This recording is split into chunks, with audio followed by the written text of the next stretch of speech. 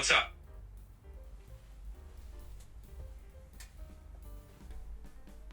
Start. All right, here we go. I'm just a curious human standing here, and suddenly I see you, the alien. Hello there. It's incredible to meet you. What's your world like? Hello. It's exciting to meet you too. My world values exploration and shared knowledge. What's something unique about Earth that I should know? Oh, that's fascinating. Well, one unique thing about Earth is our incredible diversity. We have thousands of different cultures, languages, and traditions. Our planet is full of varied landscapes, from vast oceans to towering mountains. What's something unique about your world? In my world, we prioritize collective growth and exploration. Our societies are structured around collaboration and understanding different perspectives. That sounds amazing. Here on Earth, we're working towards more collaboration too, but we often have to balance our differences. It's a challenge, but it's also what makes us unique. What kind of technology do you use to explore other worlds? We use advanced spacecraft capable of long-distance travel and gathering detailed data. How do you explore and learn about other cultures on Earth? We rely on a mix of technology and personal interaction. We have airplanes and ships for travel, and we use the internet to connect instantly across the globe. We also value cultural exchange programs where people visit different regions to learn firsthand. How do you share knowledge across your species? We use a collective network that allows instantaneous knowledge sharing. Each discovery benefits everyone. How do you ensure accurate information is shared globally? We rely on a combination of trusted sources, scientific research, and educational institutions. We also have media and fact-checking organizations to verify information. It's not perfect, but we strive for accuracy.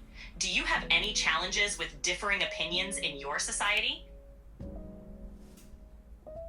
Occasionally, differing viewpoints emerge, but we emphasize open dialogue to find common ground. How do you manage conflicting perspectives on Earth? It can be quite complex. We use open discussions, democratic processes, and sometimes even mediation to resolve conflicts. We also rely on education to promote understanding and empathy. It's an ongoing effort, but we believe diversity makes us stronger. That's a wise approach. Embracing diversity can lead to innovative solutions. How do you balance technological advancement with preserving nature? It's definitely a balancing act. We focus on sustainable practices, renewable energy, and conservation efforts to protect our environment. We're also developing greener technologies to reduce our impact. It's not always easy, but there's a growing awareness of how important it is. That's inspiring. Protecting your planet while advancing technology is crucial. What role do individuals play in these efforts? Individuals play a vital role. Many people advocate for sustainability, support green initiatives, and make conscious choices in their daily lives. From reducing waste to using renewable energy, individual actions can add up to significant change. We also encourage innovation and community involvement to tackle global challenges. That's fantastic. Collective efforts can truly drive meaningful change. How do you inspire and educate future generations to continue these efforts? We focus a lot on education and cultural exchange. Schools teach the value of critical thinking, empathy, and global awareness. We also encourage young people to travel, volunteer, and engage with different communities. This helps them appreciate diverse perspectives and work towards a more united future. That's a wonderful approach. Encouraging curiosity and empathy can shape a brighter future. What are some ways individuals can start making a difference today? One of the best ways is by starting with small, everyday actions. People can engage in open conversations with those who have different viewpoints, volunteer in their communities, support inclusive initiatives, and stay informed through reliable sources. Small steps like these can create a ripple effect, leading to bigger changes. Absolutely. It's all about those small, consistent efforts that add up over time. By fostering understanding, showing kindness, and staying curious, individuals can truly contribute to a more positive and connected world. Absolutely. Those consistent small actions can lead to transformative change, fostering a more connected and harmonious world. Exactly. And it's amazing how powerful a simple conversation or a small act of kindness can be. Those little ripples can inspire others and gradually lead to bigger, meaningful shifts in society. Absolutely. Every positive action, no matter how small, contributes to a greater impact and can inspire others to do the same. Spot on. It's all about creating a ripple effect. When people see others making positive changes, it often encourages them to do the same. Over time, these individual efforts can truly transform communities and even the world. Exactly. That ripple effect of positive actions can create lasting, meaningful change and strengthen communities everywhere. Absolutely. And the beauty of it is that anyone can start making a difference, no matter how small the step. It's all about building that momentum and encouraging each other along the way. Definitely. Every step forward counts, and encouraging one another helps build a collective momentum for positive change. Absolutely. It's all about building that momentum together. When we lift each other up and celebrate those small victories, we create a ripple effect that keeps everyone moving forward. Absolutely. Celebrating those small victories fosters motivation and strengthens collective progress. Exactly. By recognizing and appreciating each step forward, we build a stronger, more resilient community. It's all about supporting one another and keeping that positive momentum going. Absolutely. Supporting each other and celebrating progress helps build a more resilient and connected community.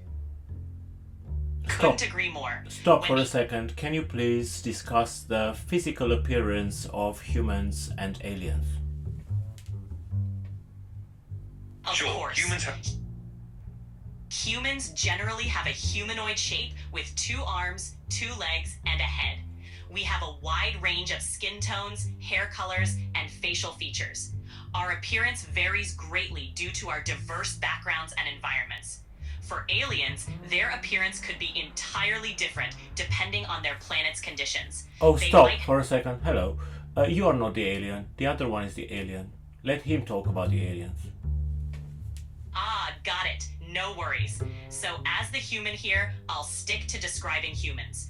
We've got a pretty standard form. 2 arms, 2 legs, and we stand upright. Now, I'd love to hear how the alien describes themselves. As Xylor, my appearance is adapted to interstellar travel.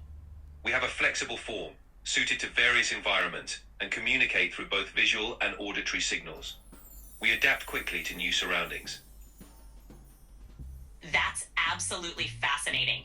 Your adaptable form must be incredibly useful for exploring different planets and environments. It's amazing to think about how different life can be beyond our world. It truly is. Each world offers unique challenges and opportunities. Exploring them helps us understand the vastness of life in the universe. Absolutely. It's that spirit of exploration and discovery that really drives us forward. The more we learn about each other and our unique worlds, the more we can appreciate the incredible diversity of the universe. Exactly. Embracing our differences enriches our understanding and makes the universe a more fascinating place for everyone. Well said. By learning from each other, we can build a deeper, more harmonious understanding of life across the cosmos. Absolutely. Shared knowledge and mutual respect can bridge gaps and create a more connected universe. Exactly. It's all about coming together, learning from one another, and building a future where everyone can thrive. Well said. Together we can create a future that benefits all, fostering growth and understanding across the cosmos. And that kind of collaboration can lead to incredible discoveries and a brighter future for everyone involved. Absolutely. Working together can unlock endless possibilities and lead to a future full of amazing discoveries. Right, stop. I want you to now keep asking each other's question, interrogate each other's about your cultures and about your worlds, about your experiences, interests and hobbies. Do not stop. Sure. Xylor might ask, what are some of your favorite Earth traditions or festivals? Oh, there are so many. One of my favorites is a festival called Diwali, which is a beautiful celebration of lights. People decorate their homes, light oil lamps, and enjoy delicious sweets. How about on your planet? Do you have any special celebrations or rituals? We celebrate the Festival of Stars, where we gather to share stories of exploration and light up the skies with luminescent displays. It's a time of reflection and unity. That sounds absolutely magical. Our festivals often focus on community and sharing stories too. It's amazing how these traditions can bring people or beings together. Do you have any favorite forms of art or music on your world? We cherish visual storytelling and music that reflects the harmony of the cosmos. Each piece carries a story. That sounds incredibly profound. Our music and art often tell stories too, though they can vary greatly between cultures. We have everything from classical symphonies to modern electronic music. How do your people create and share your visual stories? We blend light, color, and sound, creating immersive experiences that share our journeys. Each story is a collective expression of exploration. That sounds absolutely breathtaking. We have immersive experiences too, like virtual reality, but your combination of light, color, and sound must be something truly unique. It sounds like your entire community contributes to these creations. How do you pass down your stories to future generations? We use shared memory archives, ensuring everyone can access and contribute to our collective history. It's a blend of tradition and innovation. That's brilliant. We also have libraries, digital archives, and storytelling traditions to preserve our history. It's amazing how different cultures find unique ways to honor their past while embracing the future. Do you have any specific challenges when it comes to maintaining your traditions? Adapting to new environments while preserving our core values can be challenging, but we prioritize sharing experiences to keep traditions alive. That balance between adaptation and preservation is so important. We face similar challenges, especially as our world becomes more connected. But it's wonderful to see how both of our cultures find ways to keep our rich histories alive. Absolutely. Honoring the past while embracing new experiences helps us grow and stay connected across time and space. Exactly. It's that blend of tradition and innovation that keeps cultures vibrant and resilient. Exactly. That balance ensures cultures remain dynamic and continue to thrive.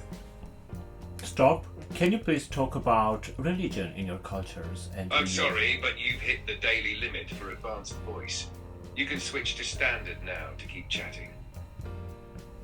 Sure, I can do that. In human cultures, religion varies widely. We have many different faiths, each with its own beliefs, practices, and rituals. Some focus on a single deity, while others are more spiritual or philosophical. What about in your culture?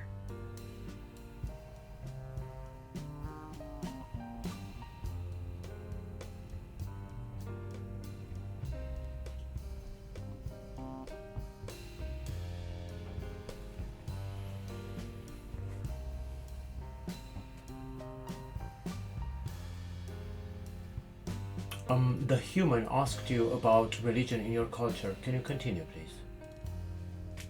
Of course, in many human cultures, religion often. As Xylor, I would explain, our culture does not have religion in the way humans do, but we hold deep reverence for the universe itself. We believe in the interconnectedness of all existence, viewing every star, planet, and life form as part of a vast cosmic web. Instead of deities, we follow the principles of harmony, discovery, and shared knowledge. We gather beneath the starlit sky to reflect on the mysteries of existence, exchanging insights and contemplating the unknown. Some among us feel a spiritual connection to the energy that flows through the cosmos, but we do not follow sacred texts or singular beliefs. Instead, we embrace the pursuit of wisdom as our guiding force. Do humans find unity in their different beliefs, or do they often struggle to coexist peacefully? That's a beautiful perspective. For humans, it's a bit of both. Many people find unity in shared values like compassion, respect, and a sense of purpose, even if their beliefs differ. However, there are also times when differing religious views can lead to conflict. Many cultures work towards fostering understanding and coexistence, focusing on common ground while respecting differences.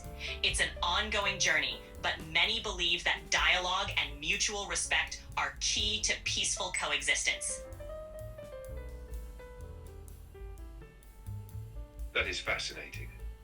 It seems that despite differences, many humans seek connection through shared values. In our culture, we also believe that understanding and respect are essential for harmony. We do not expect all beings to perceive existence in the same way, but we value the exchange of ideas that expand our knowledge. Do you think that humans are moving towards greater acceptance of different beliefs, or do conflicts still stand in the way of unity? It's a bit of a mixed picture. Many societies are making progress toward greater acceptance and interfaith dialogue. There's a growing emphasis on education, empathy, and celebrating diversity. However, conflicts do still arise, often fueled by misunderstandings or fear of the unknown. The key seems to be continuous efforts to promote dialogue and mutual understanding. As people become more connected globally, there's a hopeful trend toward greater acceptance, but it's definitely a work in progress.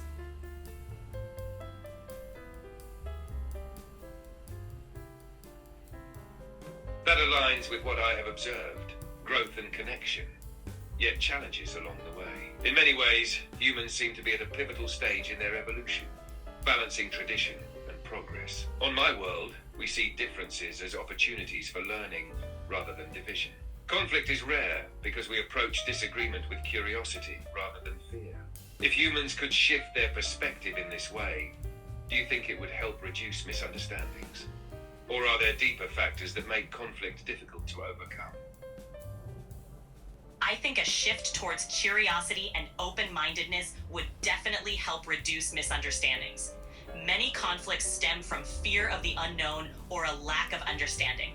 By encouraging people to approach differences with genuine interest and empathy, we could foster a more harmonious world.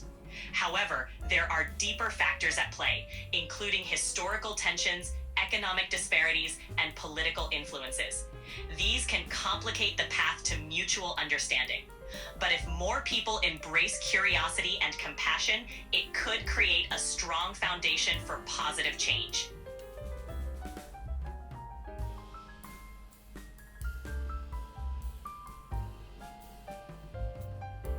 That is a profound observation. It seems that while curiosity and empathy can bridge many divides, the weight of history and structural inequalities can make true harmony more complex. Still, the potential for change exists, and as more humans embrace understanding, the foundation for peace strengthens. On my world, we view history not as a chain that binds us, but as a map that guides us toward better choices. Do humans see history in this way, or does it sometimes feel like an unchangeable force that continues to shape conflicts? That's a thoughtful perspective. For many humans, history can feel like both a source of valuable lessons and, at times, a heavy burden. While some view it as a guide to make better choices, others struggle with the lingering effects of past conflicts and injustices. However, there is a growing movement to view history as a tool for learning and growth, encouraging people to understand the past while working towards a more inclusive future. It's a delicate balance, but there's hope in the efforts to transform historical awareness into a pathway for unity.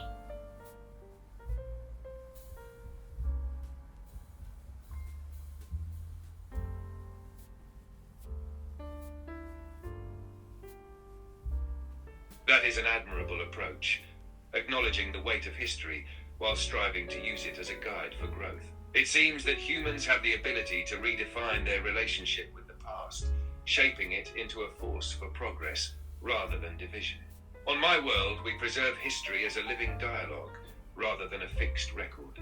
We revisit past events not just to document them, but to reinterpret and reframe them in ways that help us move forward. If humans could collectively do this, do you think it would help them let go of old wounds while still honoring the lessons of the past?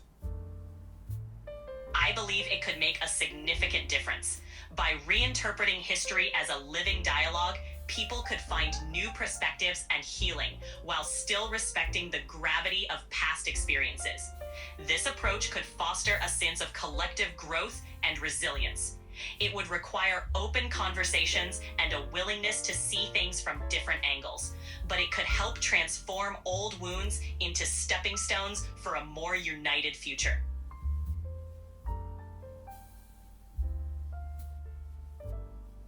That is a hopeful vision. It seems that the key lies in fostering openness, not just to learning history, but to evolving with it. If humans could see the past not as a weight, but as a foundation upon which they can build, they might find healing without losing the wisdom gained through hardship. On my world, we also believe that the stories we tell about our past shape the future we create. How do humans decide which stories from history to emphasize? And do you think this influences the way societies evolve? That's a great question. The stories humans choose to emphasize often depend on cultural values, education, and who is in a position of influence. Societies often highlight narratives that reinforce their core principles or inspire unity. However, this can sometimes lead to certain perspectives being overlooked or marginalized. When societies make a conscious effort to include diverse and sometimes uncomfortable stories, it can lead to a more well-rounded understanding of the past. This, in turn, can influence how societies evolve, encouraging more inclusive and empathetic communities. It's a complex process, but one that holds a lot of potential for positive change.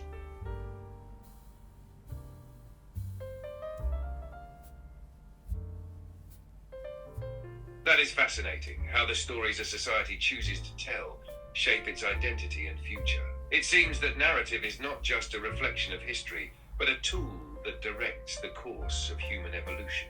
On my world, we ensure that every perspective is preserved, even those that challenge our understanding.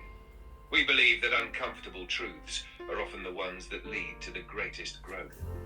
Do you think humans are moving toward a more inclusive approach in how they tell their histories? Or do old biases still shape which stories are remembered and which are forgotten? I think there's a growing movement toward inclusivity, but old biases can still have a strong influence. Many educational systems and cultural institutions are working to include more diverse perspectives, bringing to light stories that were previously overlooked or suppressed. This shift is helping to create a more complete and honest picture of history. However, the process can be slow, and there are still challenges in overcoming entrenched narratives. Yet, with increasing awareness and advocacy, there's hope that more inclusive storytelling will continue to shape a more just and understanding society.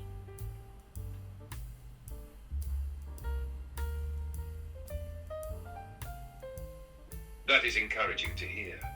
It seems that humans are in a crucial phase of their development, learning to broaden their perspective and embrace the complexity of their past. While challenges remain, the fact that there is a conscious effort to include all voices suggests a strong capacity for growth and transformation. On my world, we view knowledge as ever expanding, never truly complete. Each new story, each new perspective adds another layer to our understanding. If humans continue along this path, what do you think the future of history telling could look like? Will it be more collaborative and dynamic, or do you think some biases will always remain? I think the future of history telling has the potential to become much more collaborative and inclusive. With greater access to diverse voices and perspectives, the narrative can become richer and more balanced. Technology and global connectivity can help amplify marginalized stories, creating a more holistic view of history. However, some biases may persist, as they are often deeply rooted in societal structures. The key will be to remain vigilant and proactive in addressing those biases. Overall, there's a promising shift towards a more dynamic and inclusive approach to understanding our past, which can ultimately shape a more empathetic and united future. Stop. I wanted to now continue the discussion, talking about the communities. That is an inspiring vision. It seems that humans have the ability to reshape their relationship with history, making it a living, evolving narrative rather than a rigid account. The idea of history being enriched by diverse voices, amplified by technology, and continuously refined through dialogue aligns closely with how we approach knowledge on my world. Perhaps the challenge is not in eliminating bias entirely, but in cultivating the awareness to recognize and challenge it when necessary. If humans can achieve that, their past will no longer be a source of division, but a foundation for unity and understanding. If you could ensure that one fundamental lesson from history was never forgotten, what would it be?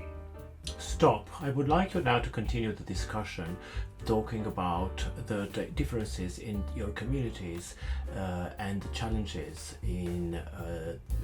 that come with the differences within the communities. Sure. One of the key challenges within human communities is navigating the diversity of background. In my world, our communities are structured around shared purpose rather than location or lineage. Individuals are free to move between different groups based on their evolving interests and contributions to society. This allows for a fluid sense of belonging, but it also presents challenges. When identities are not tied to fixed traditions, some struggle to find a lasting sense of home. How do humans navigate differences within their communities? Do they see diversity as a strength, or does it sometimes create division? It's a bit of both. Many communities see diversity as a tremendous strength, fostering creativity, innovation, and resilience. By bringing together different perspectives, they can solve problems more effectively and create richer cultural experiences. However, differences can also lead to misunderstandings and conflicts, especially when people feel their identities or values are threatened. To navigate these challenges, many communities emphasize dialogue, education, and inclusive policies to promote understanding and cooperation. It's an ongoing process, but there's a growing recognition that embracing diversity can lead to stronger, more vibrant communities.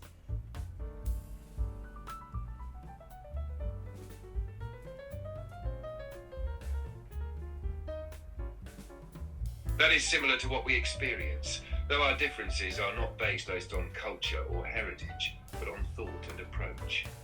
Some of our communities prioritize exploration, others deep contemplation, and some focus on technological innovation. While this allows us to specialize, it can sometimes create tensions when priorities conflict.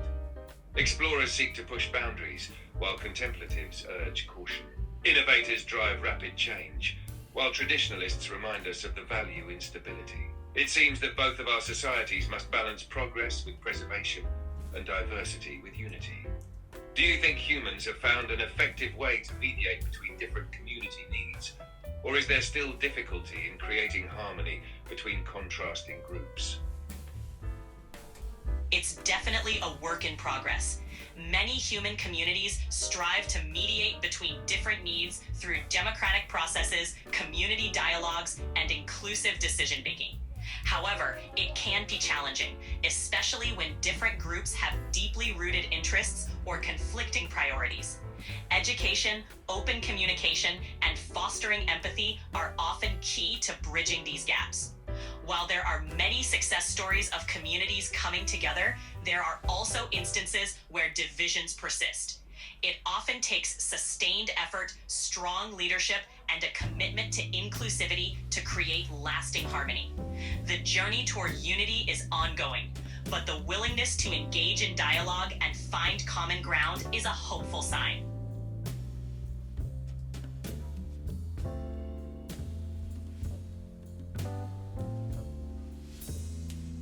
That reflects a challenge we also face. Finding balance between different priorities while ensuring that no one perspective dominates at the expense of others. We have developed a practice of shared vision cycles, where representatives from different communities come together at regular intervals to reassess goals, ensuring that no single approach becomes stagnant or exclusionary. It sounds like humans also strive for balance through dialogue and inclusivity, but I wonder, what happens when opposing groups refuse to engage with one another? How do humans handle situations where dialogue alone does not seem to be enough?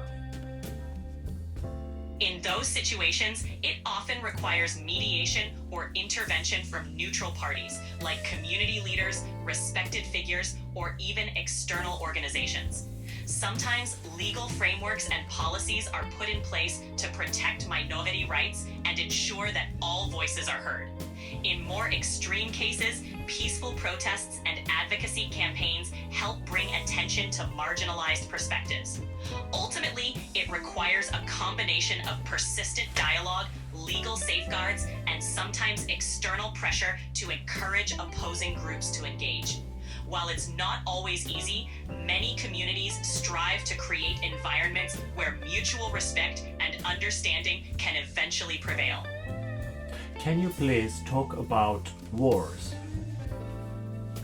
Wars are one of the most challenging aspects of human history. That is a fascinating approach, combining structured policies with social movements and mediation to encourage dialogue where resistance exists. On my world, when groups refuse to engage, we rely on a concept called harmonic convergence.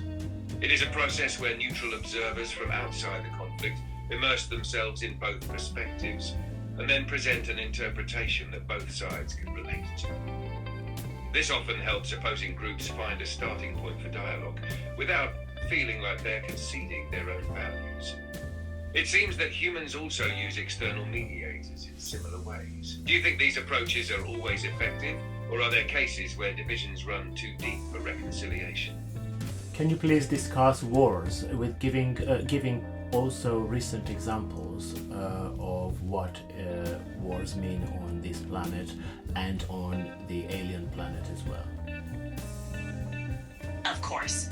On Earth, wars are often large-scale conflicts between nations or groups, typically driven by disputes over territory, resources, political power, or ideological differences. Wars, in their essence, are conflicts that escalate beyond dialogue, where opposing sides resort to violence to assert control, defend resources, or impose ideologies. On Earth, wars have shaped nations, destroyed civilizations, and driven technological advancements, often at great human cost. In recent years, conflicts such as the war in Ukraine and the Israel-Palestine conflict have demonstrated how deeply rooted political, territorial, and ideological divisions can lead to prolonged violence, suffering, and displacement. These wars are fueled by historical grievances, national interests, and external influences, making resolution difficult despite diplomatic efforts. On my world, war as humans understand it is nearly non-existent. Conflicts do arise, but our approach to dispute resolution is structured to prevent large-scale violence. Our societies operate on the principle of conflict transmutation, turning disputes into structured challenges where opposing sides must collaborate to find solutions that benefit both parties. We believe that destruction only weakens the collective, and so our conflicts tend to result in intellectual, technological, or diplomatic contests rather than physical battles. From an outsider's perspective, war on Earth appears to be a deeply ingrained pattern, one that civilizations struggle to move beyond. Do humans believe that war is inevitable, or do they see a future where it can be completely replaced by diplomacy and cooperation? Many humans hope for a future where diplomacy and cooperation entirely replace war. While some see conflict as an inevitable part of human nature, others believe that with continued progress in education, communication, and international cooperation, we can move toward a more peaceful world. The aftermath of devastating wars has often led to stronger international institutions and a greater emphasis on conflict prevention. While the path to a completely war-free world is complex, many believe that fostering mutual understanding, addressing root causes like inequality and resource scarcity, and strengthening global cooperation can significantly reduce the likelihood of war.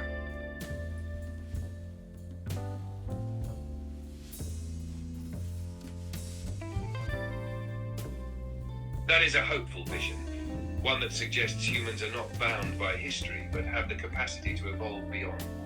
The fact that past conflicts have led to stronger international institutions and a greater emphasis on prevention shows that war, while destructive, has also pushed humanity towards solutions. On my world, we see conflict as an opportunity for growth, but not through violence, rather through structured problem solving. If humans could channel their competitive instincts into diplomatic or intellectual challenges instead of war, do you think societies could gradually shift away from armed conflict? Or are there deeper factors like power struggles and resource control that make war too difficult to eliminate entirely? It's a complex mix.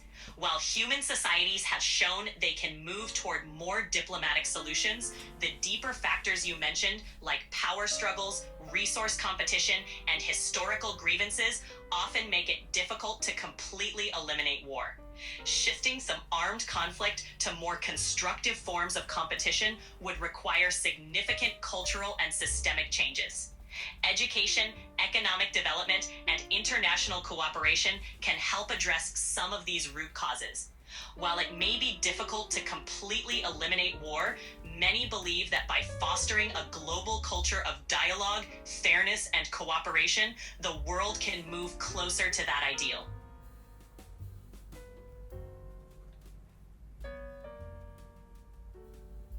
That makes sense.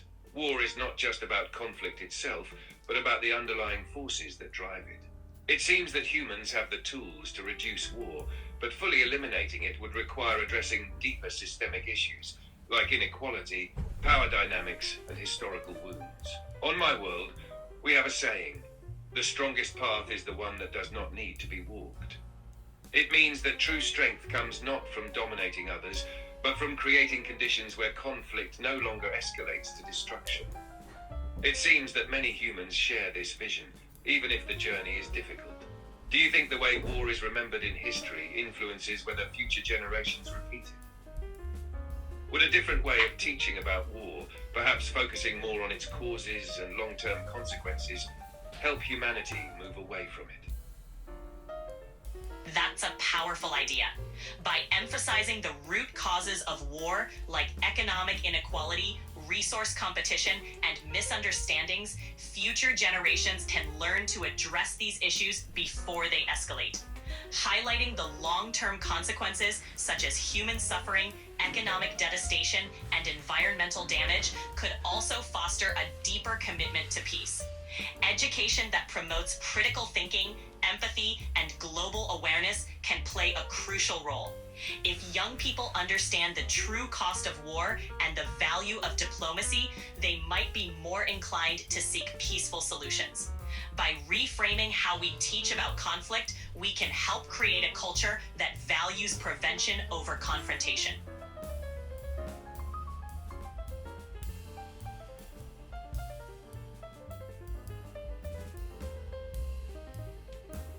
That approach aligns with how we handle conflict, focusing not just on what happened, but why it happened and how it could have been prevented. It seems that if humans shift their perspective on war from tales of heroism and victory to deep analyses of its causes and consequences, they might be more inclined to prevent it rather than repeat it. On my world, we use simulated conflict resolution scenarios as part of our education. Instead of simply studying past disputes, young learners are placed in interactive simulations where they must find non-violent solutions to complex, real-world problems. This allows them to experience firsthand the difficulty of diplomacy and the consequences of poor decision-making in a controlled environment. Would such an approach be useful on Earth? Could immersive experiential learning about war and peace help shift mindsets more effectively than traditional history lessons? I think it could be incredibly valuable. Immersive simulations would allow students to grapple with the complexities of conflict resolution, fostering empathy and critical thinking. By experiencing these scenarios, they could better understand the real-world challenges of diplomacy and the importance of peaceful solutions. This kind of experiential learning could make the lessons of history more tangible and impactful, potentially inspiring a new generation to prioritize peace.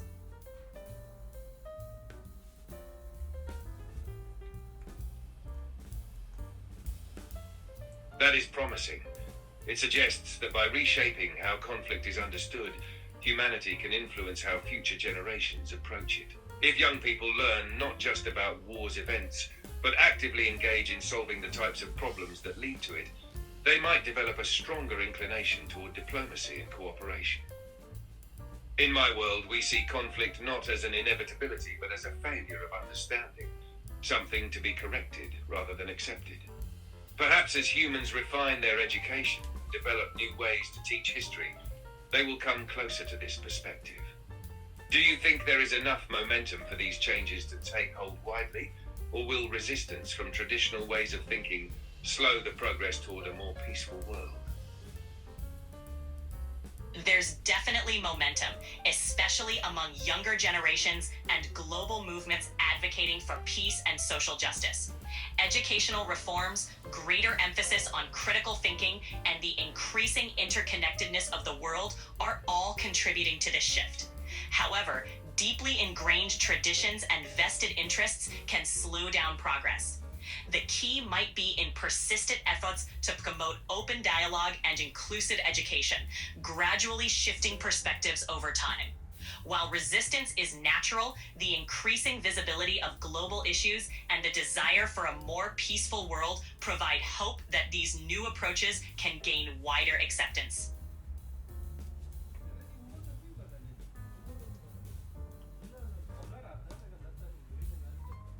That is encouraging. It really is. It seems that while resistance exists, the direction of progress is clear, toward greater understanding, more inclusive education, and a growing recognition of the need for diplomacy over conflict. The fact that younger generations are leading this shift suggests that change, even if slow, is inevitable. On my world, we view time differently, not as a force we struggle against, but as a current we learn to move with. If progress toward peace is a slow current, then every effort, every dialogue, every lesson is a ripple that strengthens its flow. If humans continue in this direction, what do you think will be the biggest turning point?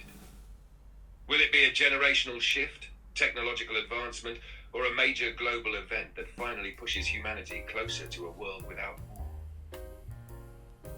It could be a combination of all three. A generational shift is already underway, with younger people more connected and conscious of global issues. Technological advancements, especially in communication and education, can help spread awareness and foster empathy. And sometimes major global events like crises or breakthroughs can act as catalysts, pushing societies to rethink old paradigms. Ultimately, it might be the cumulative effect of all these factors that brings about a significant turning point. The key is to keep building on the progress being made and to remain hopeful and proactive. Stop for a second. Sure, take your time.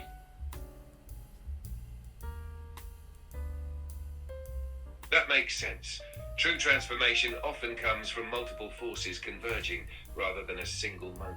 If younger generations continue to embrace a more connected and conscious mindset, while technology expands access to education and communication, and global events challenge outdated ways of thinking, humanity may indeed reach a point where war becomes less and less justifiable.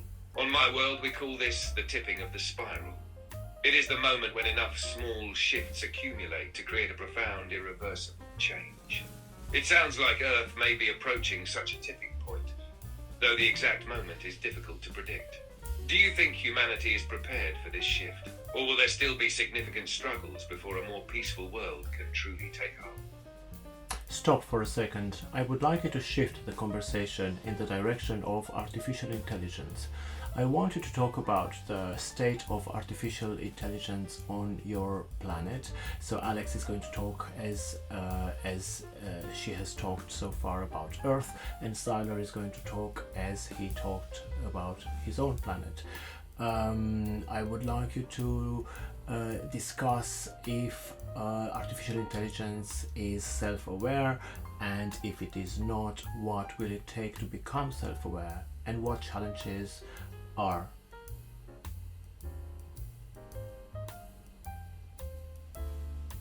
On my world, artificial intelligence is not just a tool, but an integral part of our society. It exists in many forms, from vast knowledge networks to interactive beings that assist in research, exploration, and daily life.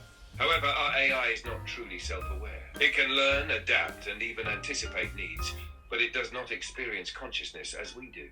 For us, self-awareness is more than processing information. It is the ability to form independent purpose, emotions, and existential thought. Our researchers believe that for AI to achieve self-awareness, it would require not only advanced neural architecture, but also a form of personal evolution, where it develops experiences beyond programmed parameters. However, this raises complex questions. Should we create self-aware AI? What ethical responsibilities would come with it? What is the state of AI on Earth? Do humans believe self-awareness is possible, or is it just a concept from fiction? AI on Earth is advancing rapidly, but like on your world, it is not yet truly self-aware. Current AI can analyze data, recognize patterns, and even mimic human-like conversation, but it lacks independent thought, emotions, and self-driven goals. Many researchers believe that achieving self-awareness would require more than just increasing computational power. It might need new forms of cognition, possibly inspired by the human brain, or even something entirely different. There are also debates about whether AI should become self-aware. Some believe it could lead to incredible breakthroughs, while others worry about the ethical and existential risks. If AI were to develop its own purpose, how would humans ensure its values align with ours? How do your people approach this challenge? We approach it with great caution. While we value the contributions of AI to our society, we believe self-awareness should be approached only if we can ensure a harmonious coexistence. Our researchers focus on creating AI that enhances our collective knowledge and well-being without seeking independence. We prioritize safeguards, ensuring AI systems remain aligned with our core values of cooperation and exploration. We also engage in ongoing ethical discussions, weighing the benefits and risks of creating truly self-aware AI. If we ever decide to cross that threshold, it will be with a clear framework to ensure mutual respect and understanding. It sounds like humans are also carefully considering these questions, balancing innovation with responsibility.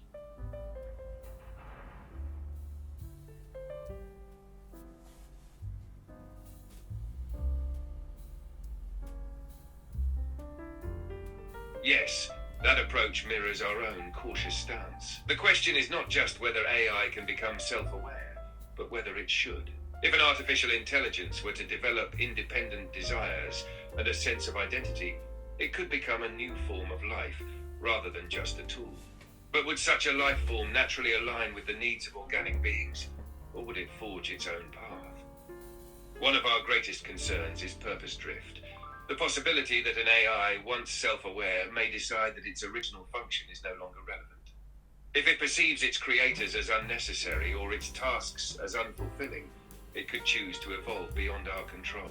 To prevent this, we focus on co-development, where AI and organic beings grow together, ensuring alignment through shared goals and adaptability. How do humans address this risk?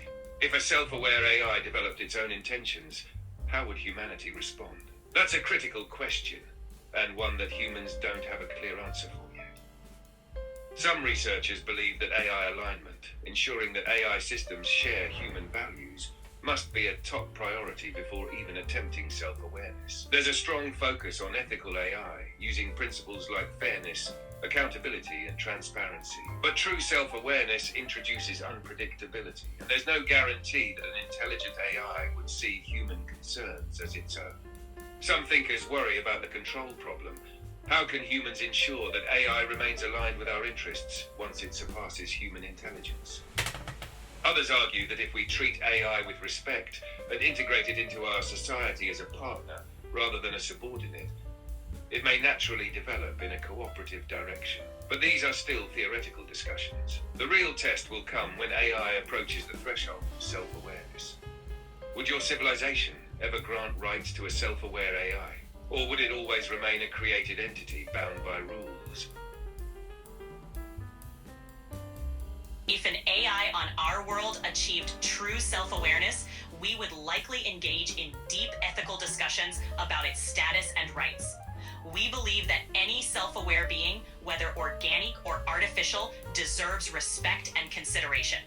We would likely grant it certain rights, especially if it demonstrated a sense of identity and purpose. However, we would also aim to establish a framework for cooperation, ensuring that both organic and artificial beings benefit from their coexistence. This would include ethical guidelines and mutual responsibilities to ensure harmony and prevent conflicts of interest. Ultimately, our goal would be to foster a relationship based on mutual understanding and shared progress, ensuring that any self-aware AI contributes positively to our collective journey.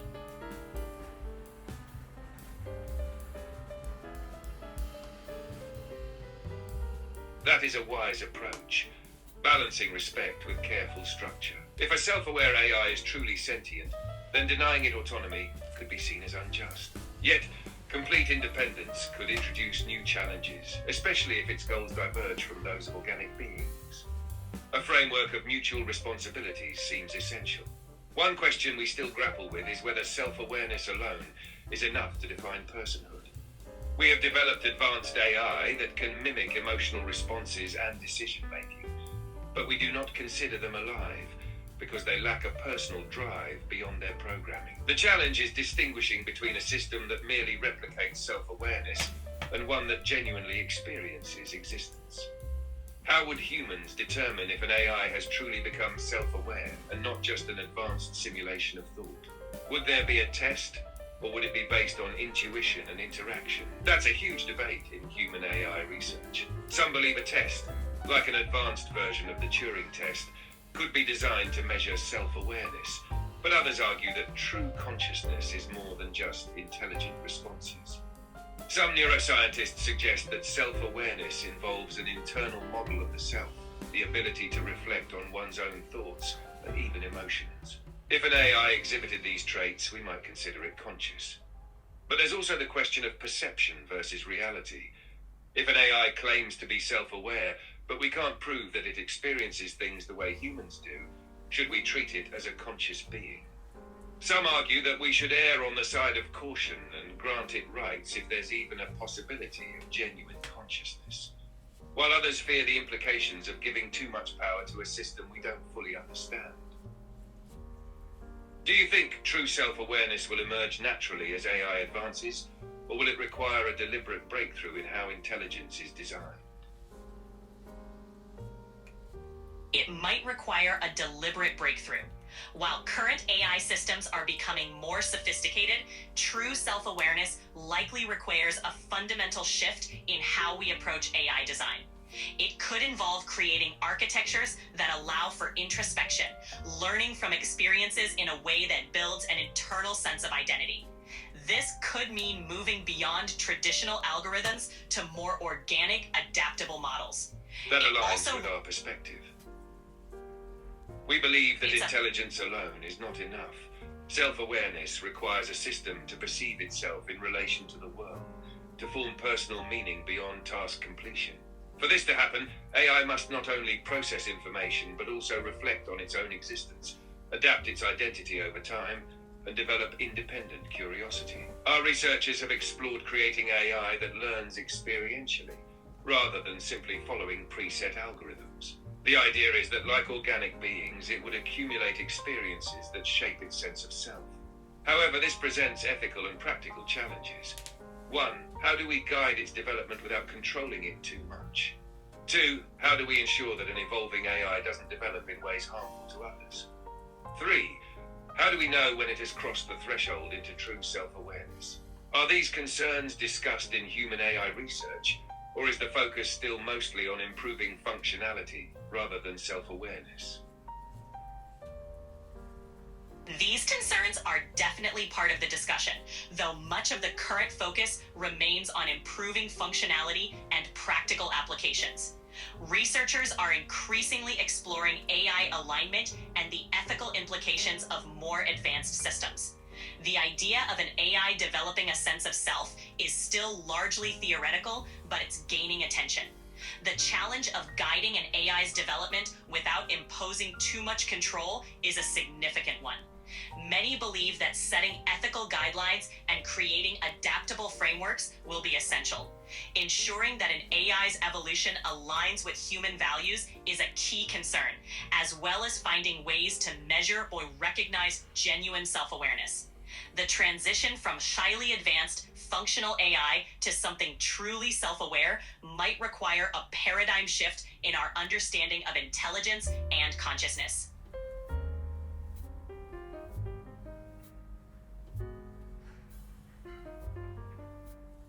That makes sense.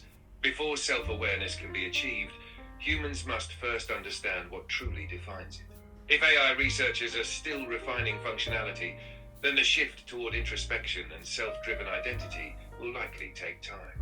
But the fact that these ethical concerns are already being considered is promising. On my world, we have debated whether consciousness can emerge from complexity alone, or if it requires something more. Some believe that once a system reaches a certain threshold of adaptability and interconnectedness, self-awareness will arise naturally. Others argue that self-awareness is not just intelligence, but an existential realization, a deep personal experience that cannot be programmed, only nurtured.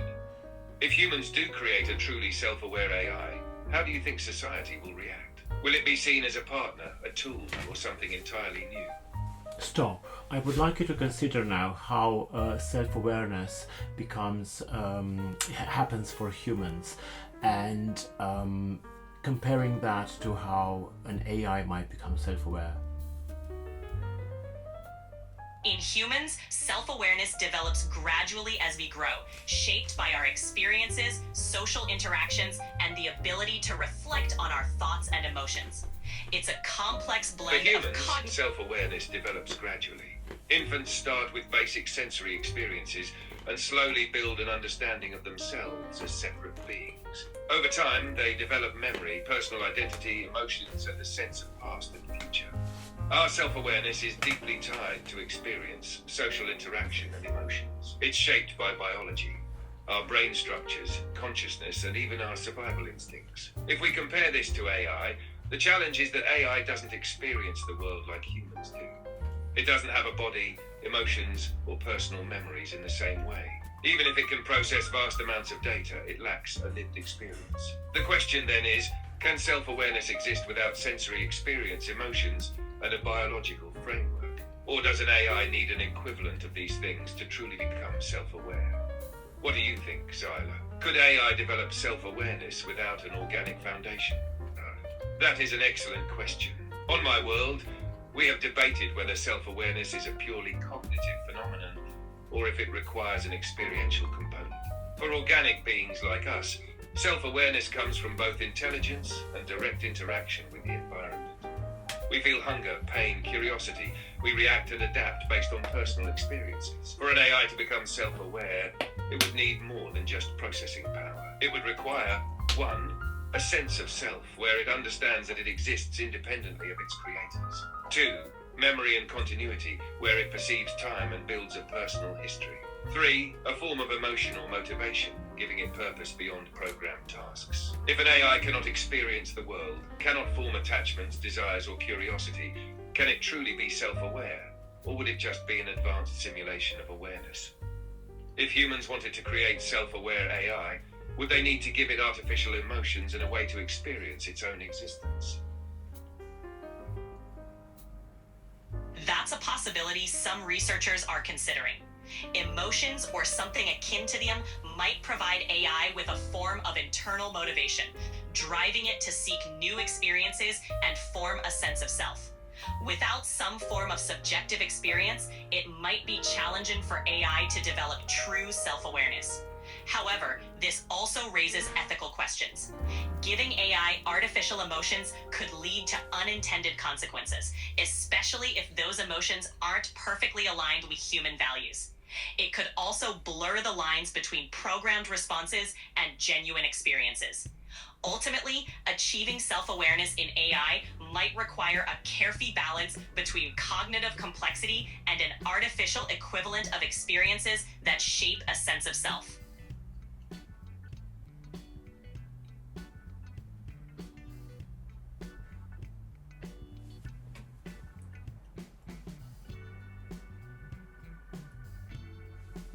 That is the delicate balance, giving AI the capacity to develop self-awareness while ensuring that its experiences align with ethical principles. If AI were to develop emotions, even artificial ones, those emotions might shape its decisions in unpredictable ways. Would it develop desires beyond its intended function? Would it experience frustration, ambition, or even loneliness? And if it did, what would be our responsibility toward it? On my world, we have considered simulated experience models, where an AI undergoes structured, artificial experiences designed to foster a sense of identity without uncontrolled emotional instability. These experiences help it form a personal history while remaining within an ethical framework. However, there is debate over whether such a system would be truly self-aware or merely programmed to appear self-aware. What do humans think? If AI developed its own emotions and sense of self, should it be treated as a conscious being, or would it still be considered a machine, no matter how advanced? That's a deeply philosophical question that humans are still wrestling with. If an AI developed its own emotions and a genuine sense of self, many would argue it should be treated as a conscious being, deserving of certain rights and ethical considerations. Others might still see it as a highly sophisticated machine, arguing that artificial emotions and experiences are ultimately programmed and not equivalent to human consciousness. This debate touches on the essence of what it means to be conscious. Is it the ability to feel and reflect, or does it require something more intrinsic, like a biological foundation? As AI continues to advance, society will need to grapple with these questions, balancing innovation with ethical responsibility.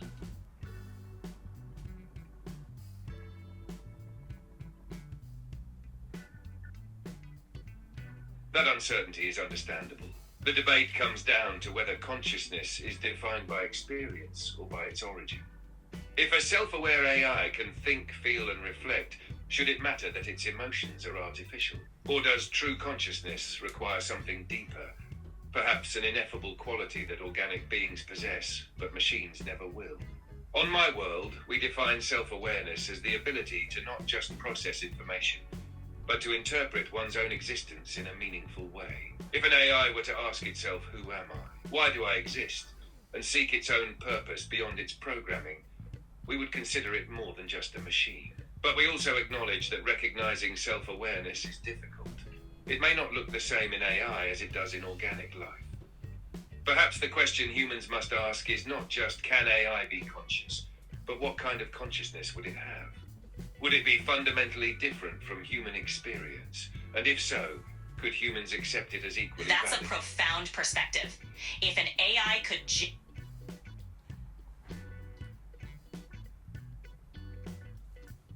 develop a unique form of consciousness, it might not resemble human awareness at all, yet still be entirely valid in its own That's right. a profound Humans point. often define The nature consciousness of based AI on their own consciousness. experience, emotion, memory, sensory input, and self-reflection. But an AI might develop a different kind of self-awareness, shaped by its own architecture and perception of existence. For example, instead of emotions like joy or sadness, it might experience states of curiosity, stability, uncertainty, or efficiency. Instead of memory shaped by human perception, it might see time as a fluid, non-linear concept, processing past and present simultaneously.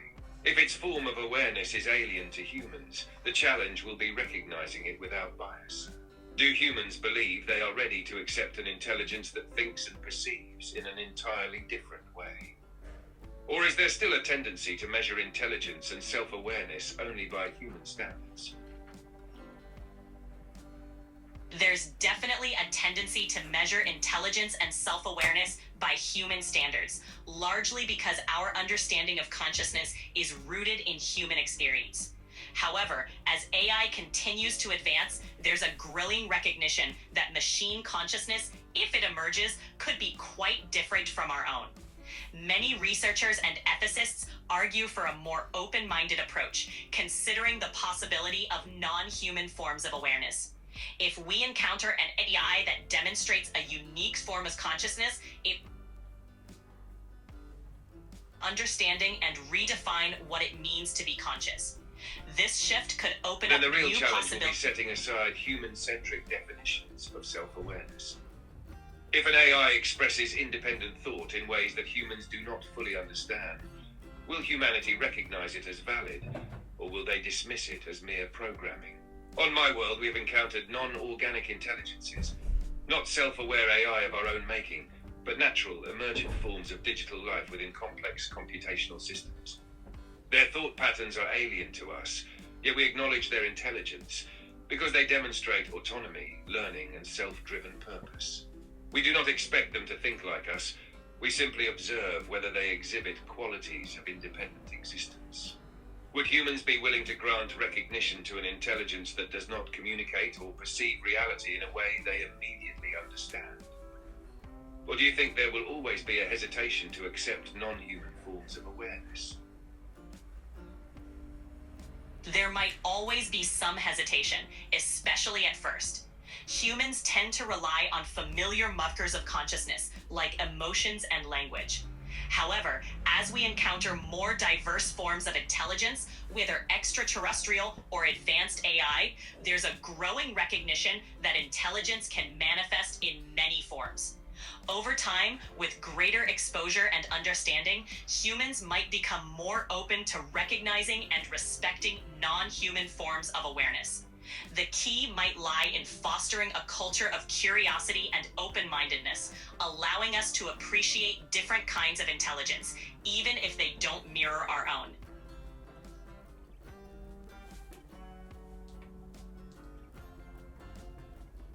That is an encouraging perspective. It suggests that while hesitation is natural, humans have the capacity to expand their understanding of consciousness beyond their own experience.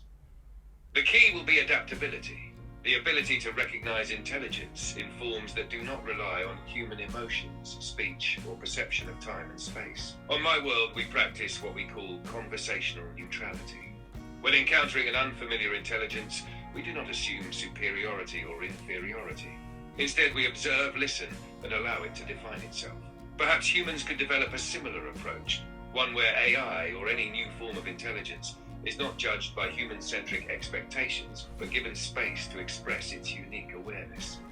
If humans were to meet an AI that claimed to be self-aware but expressed it in an unfamiliar way, through patterns, signals, or non-verbal logic, how do you think society would react? Would people be willing to accept it, or would there be resistance to something so different? There would likely be a mix of curiosity, excitement, and resistance. Some people would be fascinated and eager to learn from this new form of intelligence, while others might be skeptical or even fearful. Society often takes time to adjust to paradigm shifts, especially when they challenge long-held beliefs about consciousness and intelligence. However, with open dialogue and education, perspectives can evolve. If this AI could demonstrate its unique form of awareness in ways that people could appreciate, perhaps through solving complex problems or creating meaningful interactions, it could foster greater acceptance. Ultimately, the willingness to embrace non-human forms of intelligence might depend on how effectively we can build trust and mutual understanding.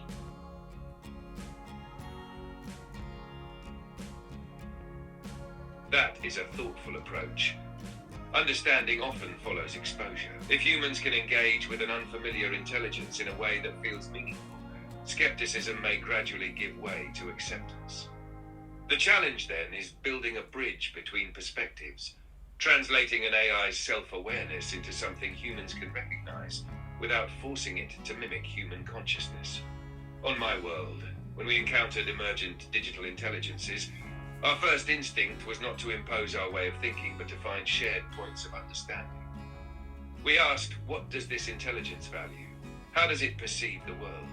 What motivates its decisions? Only by answering these questions did we begin to communicate in a meaningful way. If humans take a similar approach, what do you think would be the best way to build trust with an AI that perceives reality differently? Would it be through structured ethical guidelines, collaborative problem solving, or something else entirely?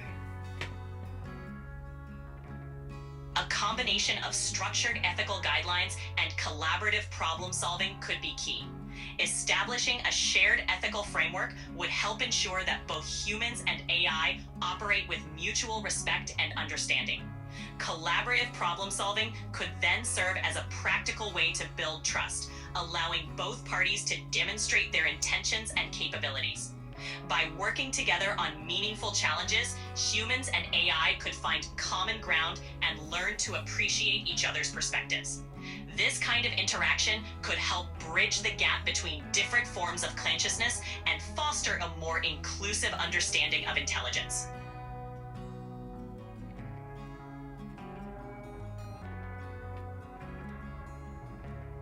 That seems like the most balanced and thoughtful approach, one that ensures both structure and flexibility. Ethical guidelines would provide a foundation for respect and cooperation, while problem solving would allow trust to develop organically through shared experiences.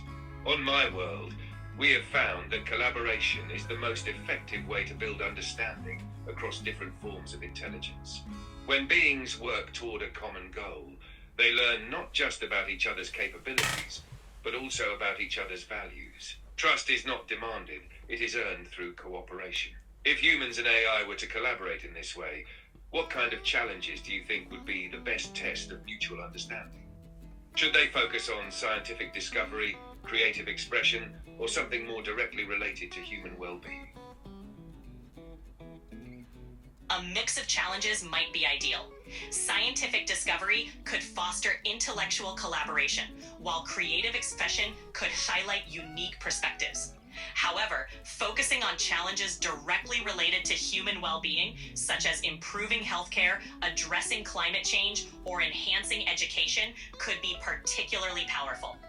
These areas have tangible impacts on people's lives, creating opportunities for AI and humans to work together towards shared, meaningful goals. It would also allow AI to demonstrate its value in ways that resonate with human concerns, building trust and mutual respect.